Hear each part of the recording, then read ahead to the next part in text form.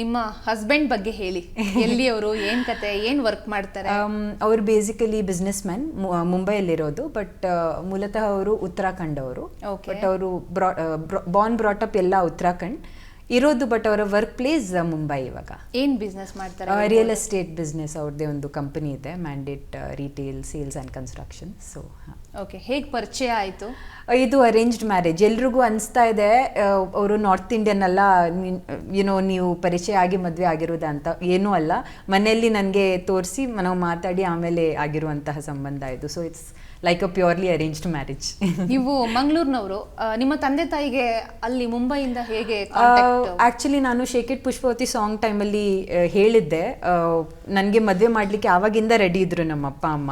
But ಹೇಗೋ ಪುಣ್ಯಕ್ಕೆ ಆ ಸಾಂಗ್ ಒಂದು ಹಿಟ್ಟಾಗಿ ಒಂದು ಸ್ವಲ್ಪ ನನಗೆ ಕನ್ಸೆಷನ್ ಕೊಟ್ಟು ಓಕೆ ಯು ಗೋ ಆನ್ ಅಂತ ಹೇಳಿದ್ರು. ಬಟ್ ನೋಡ್ತಾ ಇದ್ರು ಅವರು, ಇದೇ ಅಂದರೆ ನಮ್ಮದೇ ಕಾಸ್ಟ್, ನಮ್ಮದೇ ಆ ಥರ ಏನು ನೋಡ್ತಾ ಇರಲಿಲ್ಲ. Any Hindu was okay is what they were telling. In that way they were looking.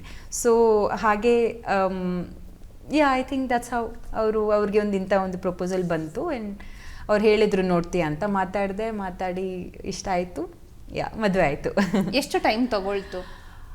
Actually ನಾನು ಮೋರ್ ದೆನ್ 1.5 years ತೊಗೊಂಡೆ.